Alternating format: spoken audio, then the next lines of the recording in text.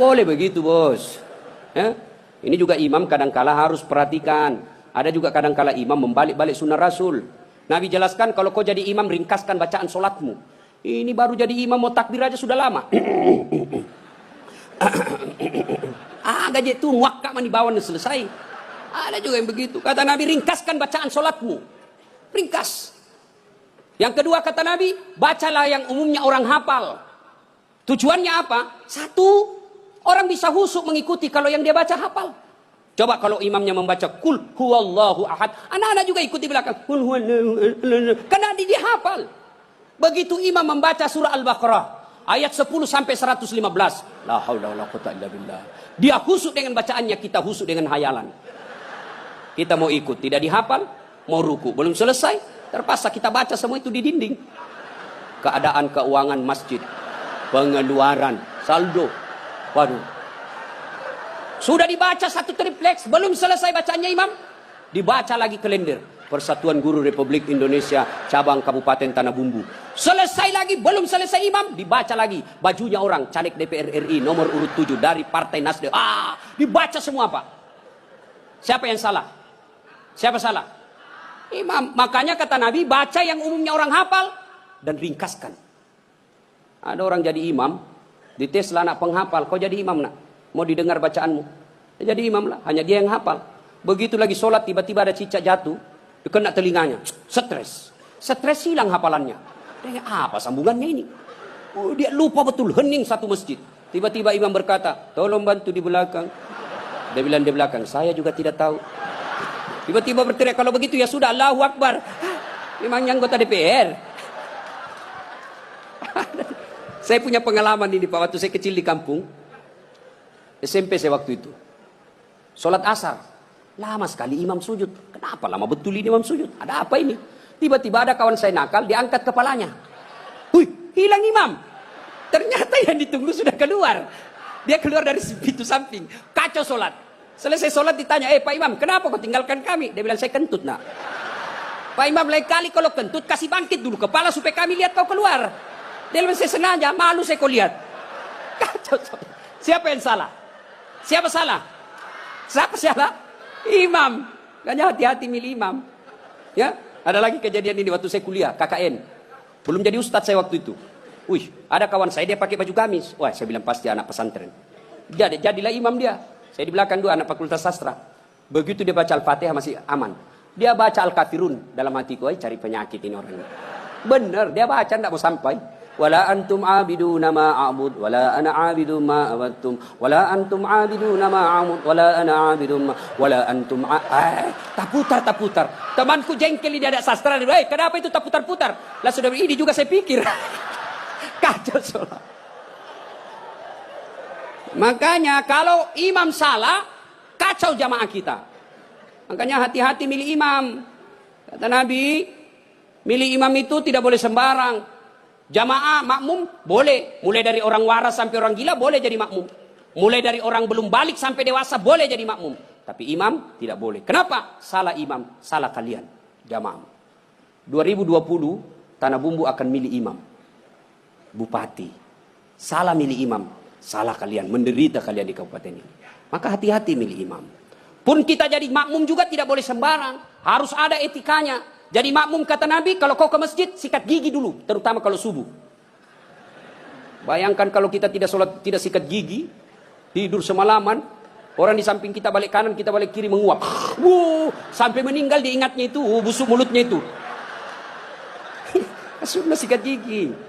Apalagi, kalau kau jadi makmum, jangan kau merasa kaulah yang paling soleh dalam masjid itu. Ada juga orang takbir itu kayak mau digigit, kita punya telinga. Cool man. Baca Al-Fatihah kayak dia ada di telinga sampingnya. Pada cengi capo. Hanya ganggu ki. Ada lagi apa? Itu kaki. Kaki juga itu kadang-kala mengganggu. Kita kasih pindah, dikasih pindah lagi kakinya. Kasih pindah, dikasih pindah lagi. Saya jengkel, saya injak. Selesai salat. Ustaz, kenapa kau ganggu saya? Makanya adik-adik, kalau mau saya tanya, kenapa kau kasih pindah-pindah kakimu? Kau ganggu saya? Dia bilang supaya rapat saf. Bos, sini. Kalau mau rapat safmu bukan jari-jari kaki yang kau tempel. Tapi apa? Bahumu atau siku. Kalau siku rapat, pasti sap rapat. Tidak ada orang sholat begini. Tapi kalau kakimu rapat, sapmu longgar. Ya. Ada lagi selesai sholat yang paling menjengkelkan itu. Selesai sholat dia ambil sap paling depan, belakangnya imam. Begitu assalamualaikum, assalamualaikum, langsung lompat. Mau lihat, tidak jabat tangan, tidak langkai orang, itu kurang adab kalian. Kalau kalian tidak mau doa bersama, tidak mau jabat tangan selesai sholat, ya sudah di belakang kau duduk. Supaya kau tidak ganggu orang. Ingat adik-adik sekalian ini, yang baru belajar agama. Puncak dari semua ilmu adab. Rasulullah ditanya, ya Rasulullah, untuk apa Rasul diutus ke muka bumi? Mencerdaskan kehidupan bangsa? Bukan. Mengangkat harkat dan martabat? Bukan. Apa? Liutammima makarimal akhlak. Memperbaiki akhlak manusia. Ini kita berbeda mazhab, saling mengkafirkan. Saling menghina. Zaman sekarang aja ini kita ribut-ribut sesama muslim. Dulu tahun 90-an, kita kalau sholat subuh, Allahu Akbar. Di samping kita tidak kunut, dalam hati saja, oh Muhammadiyah. Selesai. Allahu Akbar. Tidak kunut, Muhammadiyah berarti ini. Itu aja dia. Sekarang saya pun dimaki-maki di Facebook. Apa kau Ustaz? Bicara-bicara sunnah. Baru kau tidak pelihara sunnah. Kenapa kau tuduh saya tidak pelihara sunnah? Buktinya kau tidak pelihara jenggot. Ya mau diapa kalau tidak mau tumbuh? Saya sudah kasih minyak, tidak tumbuh-tumbuh. Malah marah istri saya. Ini Ustaz kasih kotor-kotor bantal. Kasih minyak nih Bu. Ya. Nah saudara-saudara sekalian. Ini golongan. Maka sebelum wafat. Minta maaf lah. Orang-orang yang pernah kita sakiti. Kalau ada berkaitan dengan barang, kembalikan. Ibu-ibu yang pernah ngambil sendoknya orang ketika pengantin, kasih kembali. Karena ada juga itu ibu-ibu. Ibu-ibu Columbus. Tahu Columbus? Kelompok ibu-ibu pembungkus. Kalau ada pengantin dia bungkus semua kuah. Yang ketiga, penyesalan kata Nabi. Yaitu mereka yang tidak menjawab azan salat ketika azan berkumandang. Puasa, haji, zakat, sedekah. Semuanya akan sia-sia ketika tidak mendirikan sholat. Adik-adik, kalian tidak usah malu kalau kalian tidak jadi pegawai negeri. Ibu-ibu, kalian tidak usah cemas dan merasa malu kalau sampai sekarang ini masih ngontrak-ngontrak rumah. Tapi malu dan cemaslah ketika sudah dewasa seperti ini, belum mendirikan sholat dengan sebaik-baiknya. Kalau sholat kita insya Allah baik, maka hidup kita akan diperbaiki oleh Allah Subhanahu Wa Taala. Kalau sholat kita bagus, Allah yang akan menyelesaikan semuanya. Di dunia ini tidak ada orang tidak punya masalah. Semua kita punya masalah. Pasti. Jangankan kita. Nabi ada masalahnya. Beliau masih dalam kandungan sudah wafat. Bapak beliau. Baru 4 hari setelah lahir diambil sama ibu susunya. 4 tahun usia beliau baru diambil kembali Siti Aminah. 6 tahun meninggal lagi ibu beliau. Yatim piatu. 8 tahun meninggal lagi kakek beliau. Diambil oleh pamannya. 12 tahun sudah ikut perang. Makin ke sana makin banyak tantangan. Diusir dari kampung halamannya. Dan siapa yang mengusirnya? Bukan orang lain. Siapa? Pamannya sendiri. Maka Nabi saja punya masalah, apalagi kita. Adik-adik, ini ibu-ibu kalau ada masalah, maka perbaiki sholat. Insya Allah, Allah yang akan selesaikan masalah-masalah kita. Tidak ada orang tidak ada masalahnya. Maka kalau mau selesai masalah, man yattaqillaha yaj'allahu makhraja. Allah yang akan menyelesaikan masalah-masalah kita. Bukan berarti tidak ada masalah. Ada masalah, tapi Allah yang selesaikan. Nah, ada masalah, perbaiki saja sholat. Ada yang bilang itu sholat Ustaz, masalahnya lebih banyak lagi sekarang. Nah, bisa jadi dia sholat tapi tidak ikhlas. Hayya 'alas sholat, asar lagi. Padahal barusan kita sholat duhur, aku tidak ikhlas. Saya sholat Ustaz, betul kok sholat, tidak ikhlas. Mana buktinya? Pakaian seada-adanya. Malah ada ibu-ibu yang tanya, Ustaz, boleh orang sholat itu tidak pakai BH? Kenapa bisa ibu? Panas sih Ustaz, tidak ada AC, tidak ada kipas angin. Kita baru pulang pasar. Boleh, tapi apa itu beradab? Ibu-ibu pergi ketemu gubernur tapi tidak pakai BH, boleh kan? Tidak Pak Gubernur. Mohon maaf ini Pak Gubernur. Coba. Ya. Saya sholat Ustaz, betul kok sholat tapi main-main. Allah. Wa kana wa ya kunastai. Ini serang. Siapa ngajar sholat begitu bos? Ada juga orang sholat kayak ditiup angin. Ada lebih parah Allah. Siapa ajar kau sholat pakai keju-keju?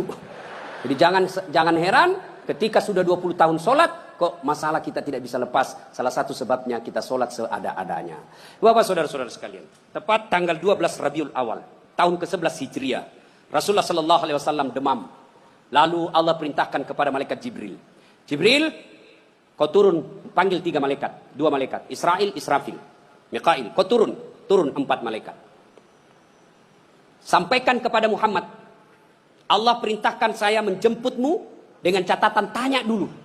Kalau dia sudah mau, cabut nyawanya. Kalau belum, tunda sampai mau. Turun malaikat. Langit pertama, langit ketujuh masih berempat. Jibril, Mikail, Israil, Israfil.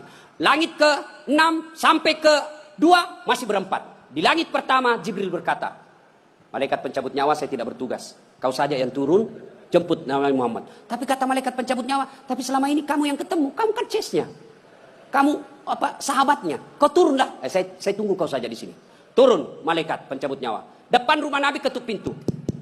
Assalamualaikum warahmatullahi wabarakatuh ya Rasulullah. Nabi menjawab, Waalaikumsalam warahmatullahi wabarakatuh. Fatimah buka pintu. Bah, tidak ada orang. Kata Nabi, sudah ada di samping saya. Kata malaikat pencabut nyawa, ya Muhammad, hari ini saya diperintah untuk mencabut nyawamu apabila kau mau. Menurutmu bagaimana? Kira-kira kalau Pak Cuncun ditanya ini apa jawabannya, bos? Saya diperintah cabut nyawa. Tunggu dulu, orang belum jadi bupati. Pasti. Ustaz, Dasat, saya diperintah cabut nyawamu. Menurutmu bagaimana? Tunggu dulu, istri baru satu. Itu pasti mau sekali poligami tapi takut sama istrinya. Apa jawaban Nabi? Wahai malaikat, seluruh nabi dan rasul senior saya, setelah mereka melaksanakan tugasnya, mereka menghadap kepada Allah. Saya pun siap hari ini. Cuma ini ada yang lain. Mana Jibril? Jibril ada di atas. Kau panggil dulu deh. Ada yang saya mau tanyakan. Naik malaikat pencabut nyawa. Jibril, kau dicari sama CS-mu. Saya bilang memang kau ikut. Kau banyak cerita. Sudahlah, kau turun sini. Turun malaikat Jibril. Ya Jibril, kalau hari ini saya harus menghadap kepada Allah, tolong berikan saya kabar gembira. Ya Muhammad, seluruh nabi dan rasul haram masuk surga sebelum engkau lebih dulu di dalamnya. Alhamdulillah. Ya Muhammad, seluruh malaikat yang pernah Allah ciptakan, sekarang mereka antri menunggu rohmu. Alhamdulillah. Apalagi Jibril, ya Muhammad, kalau ada dosa dan kesalahan yang pernah kau lakukan, Allah telah mengampuni dosa-dosamu. Alhamdulillah. Tapi Nabi berkata, Jibril, itu kan saya. Saya tidak cemas soal diriku. Yang aku cemaskan siapa? Tolong kasih saya berita gembira soal umatku. Kita yang dicemaskan Nabi. Tolong berikan saya berita gembira. Naiklah Jibril bertanya kepada Allah, turun membawa berita. Ya Muhammad, saya dapat berita gembira dari Allah. Apa? Meskipun engkau sudah tidak berada di tengah-tengah mereka, meskipun engkau sudah tidak berada di tengah-tengah umatmu, selama umatmu berpegang kepada Quran dan Sunnah, insya Allah